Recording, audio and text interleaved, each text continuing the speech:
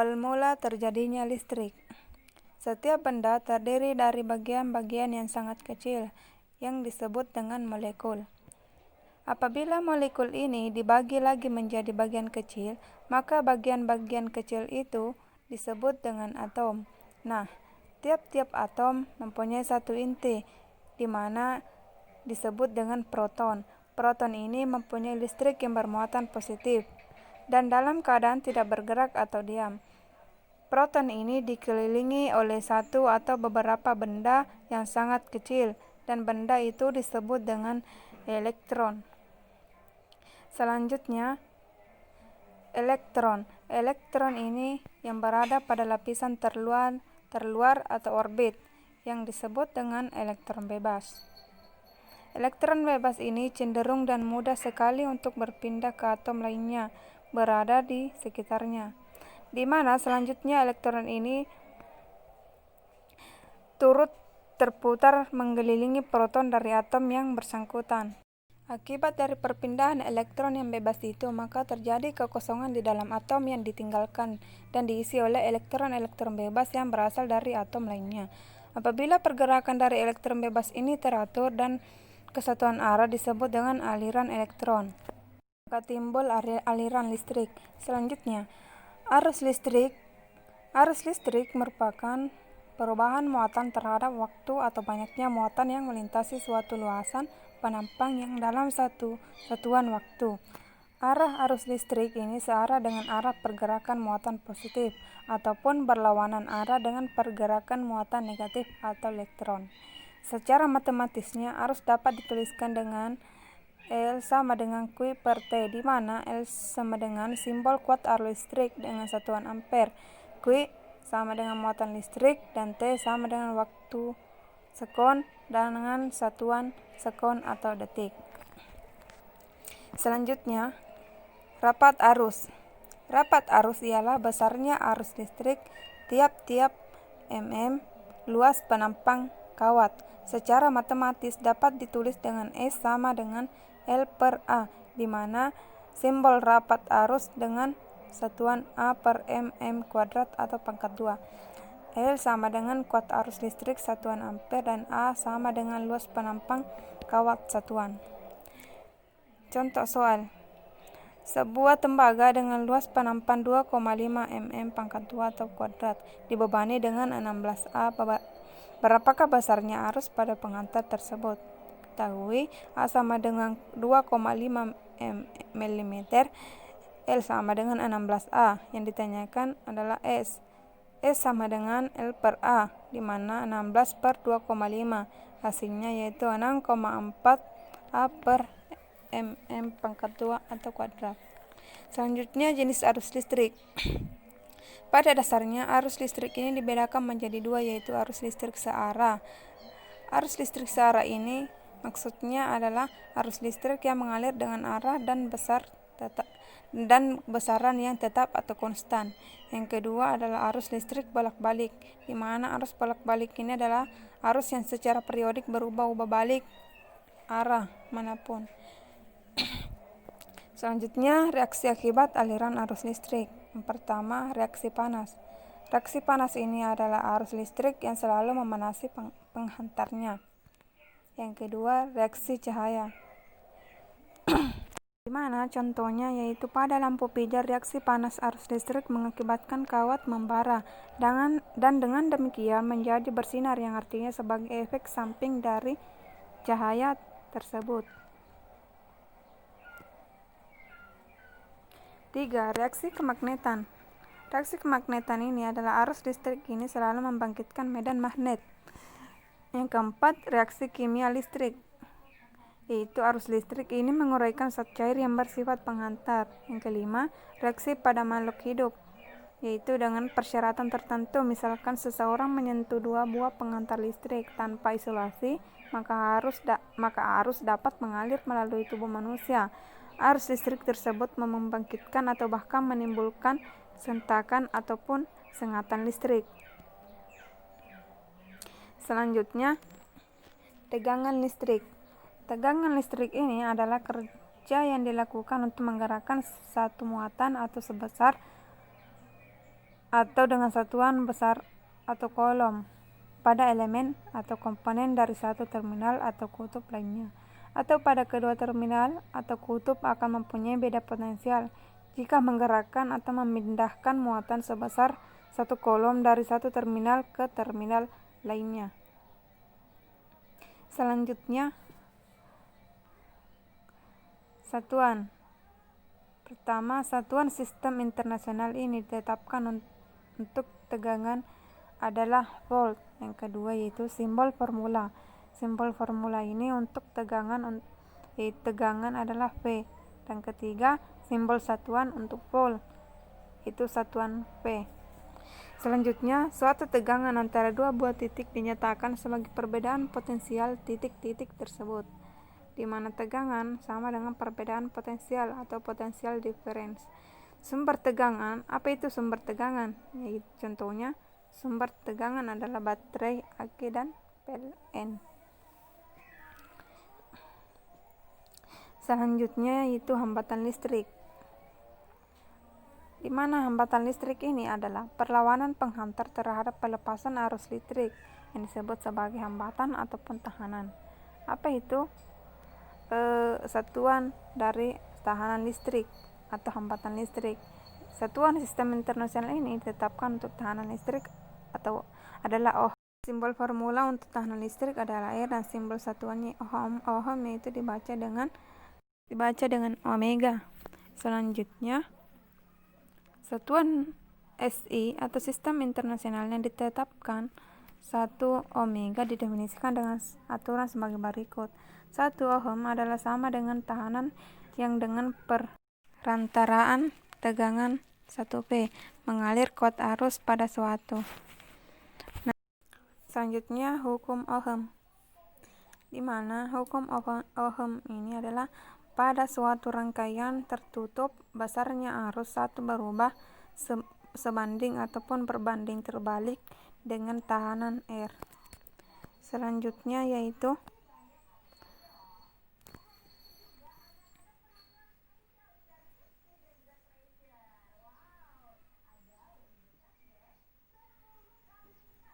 penghantar arus listrik.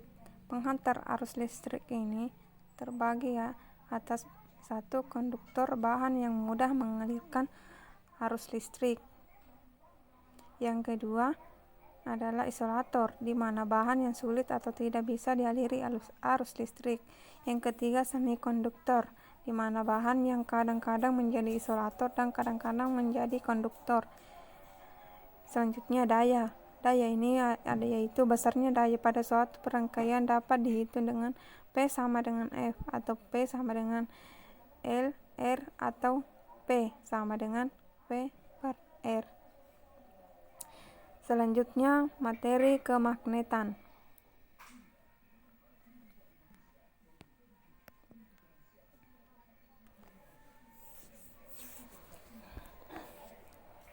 Medan magnet adalah ruang yang mengelilingi magnet, di mana magnet masih memiliki efeknya.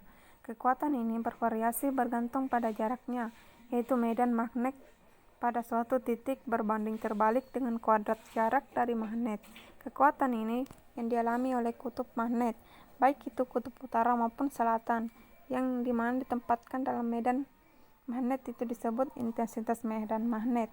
Sedangkan arus-arus yang membentuk pola lengkungan dalam medan magnet disebut dengan garis-garis magnet atau dapat didefinisikan juga dengan garis-garis khayal magnet menunjukkan arah medan magnet. Selanjutnya yaitu kata magnet ini bahasa dari kata Yunani yang berasal dari jenis batu yang mengandung besi oksida yang ditemukan di Magnesia, sebuah distrik di Yunani Utara. Sifat batu tersebut dapat memberikan gaya pada jenis batu yang sama dan dapat memberikan sifat tersebut pada potongan besi yang tersentuhnya atau magnetisasi.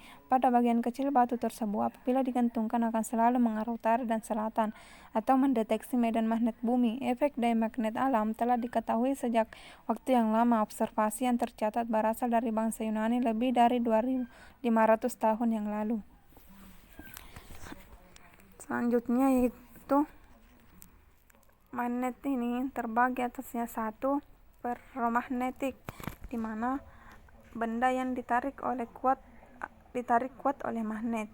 Contoh Selanjutnya baja, besi, dan nikel. Yang kedua paramagnetik, yaitu benda yang ditarik oleh lemah oleh magnet, contohnya aluminium dan magnesium. Ketiga dimagnetik. Selain sifat mudah atau tidaknya ditarik oleh magnet, suatu bahan memiliki sifat mudah atau tidaknya dibuta menjadi suatu magnet.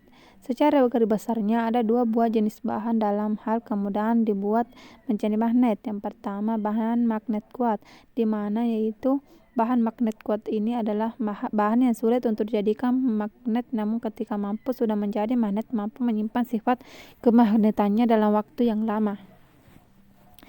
Selanjutnya bahan magnet yang lemah. Bahan magnet yang lemah ini adalah bahan yang mudah untuk dijadikan magnet dan ketika sudah menjadi magnet sulit menyimpan sifat kemagnetannya dalam waktu yang lama dan mudah kehilangan sifat magnetnya. Contohnya yaitu besi. Gaya magnet pada kawat pengantar yang dialiri arus listrik. Yang pertama, gaya magnet yang bekerja pada sebuah muatan tunggal yang bergerak melalui medan. Yang kedua, gaya magnet juga bekerja pada kumpulan muatan. Yang ketiga, gaya pada penghantar. Selanjutnya, sifat magnet ini sebetulnya terdiri dari magnet-magnet kecil yang disebut dengan magnet elementer. Pada bahan yang tidak memiliki sifat magnet, maka magnet elementer ini memiliki arah yang tidak beraturan. Dan begitupun sebaliknya pada benda yang memiliki sifat magnet, maka magnet elementer ini memiliki arah yang beraturan. Hal ini dikarenakan adanya dua buah kutub magnet, yaitu kutub selatan dan kutub utara. Di antara dua kutub ini selalu memiliki sifat diantaranya. Kutub yang senama akan saling tolak-menolak dan kutub yang berbeda nama akan saling tarik-menarik. Selanjutnya yaitu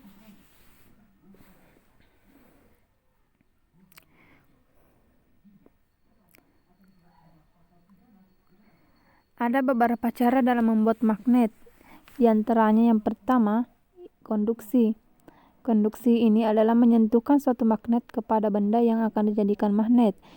Ketika benda disentuhkan dengan magnet, maka magnet elementernya akan berubah menjadi beraturan. Yang kedua, induksi. Induksi ini adalah mendekatkan suatu magnet kepada benda yang akan dijadikan magnet. Ketika benda didekatkan dengan magnet, maka akan berubah menjadi beraturan. Yang ketiga yaitu menggosok. Cara ini yaitu dengan menggosokkan suatu benda dengan magnet yang bisa membuat benda tersebut memiliki sifat magnet dan magnet elementernya menjadi beraturan. Yang perlu kita ingat adalah bagian yang benda disentuh dengan magnet terlebih dahulu akan memiliki kutub yang sama. Selanjutnya yaitu medan listrik. Yang pertama, distribusi muatan menghasilkan medan listrik, di mana E satuan R di daerah sekitarnya. 2. Medan memberikan gaya F sama dengan Q E satuan R pada sebuah muatan Q berjarak R. Medan magnet yang pertama, muatan yang bergerak atau harus menghasilkan medan magnet B satuan R di daerah sekitarnya. Yang kedua, medan memberikan gaya pada sebuah muatan Q yang bergerak. Kekuatan medan magnet adalah medan magnetik B pada sebuah titik dalam ruang. Selanjutnya yaitu hukum Faraday, di mana tentang induksi magnetik, yaitu dalam sebuah eksperimen munculnya GGL. Induksi ini disebabkan karena adanya perubahan jumlah garis medan yang menembus sebuah koil atau flux. Dengan kata lain, GGL induksi yang muncul dalam suatu rangkaian sama dengan laju perubahan flux magnet yang menembus koil. Hukum Lenz, arah GGL induksi ini sedemikian rupa sehingga menghasilkan arus dengan medan magnet yang ditimbulkannya melawan perubahan flux medan magnet yang melalui loop. Oleh karenanya arus induksi cenderung untuk mempertahankan jumlah flux semula pada rangkaian. Selanjutnya yaitu jika sebuah benda dililitkan dengan kawat dan dialiri listrik, maka besi tersebut bisa memiliki sifat magnet. Sifat magnet ini akan hilang jika arus listrik diputuskan. Untuk memperbesar sifat magnetik tersebut, kita dapat melakukan dengan cara yang pertama, memperbesar arus listrik, menambah jumlah lilitan. Bukan besi lunak sebagai kumparan. Selanjutnya yaitu adapun cara menentukan arah utara elektromagnetik, yaitu dengan menggunakan kaidah tangan. yaitu menggunakan kaidah tangan kanan di mana keempat jari menunjukkan arah arus pada kumparan dan ibu jari menunjukkan arah kutub utara elektromagnetik. Ada beberapa hal yang bisa menyebabkan suatu benda kehilangan sifat magnetnya. Yang pertama dipanaskan, kedua dibanting, dan yang ketiga dialiri. Selanjutnya contoh soal. Yang pertama, zat yang ditarik kuat oleh magnet adalah pertama A. Ferromagnetik, B. Paramagnetik, C. Ferromagnetik, dan D. Diamagnetik. 2. Bila sebatang baja dijadikan magnet batang, maka saja baja tersebut menjadi A. Magnet tetap, B. Elektromagnetik, C. Magnet sementara, dan D. Kutub magnetik.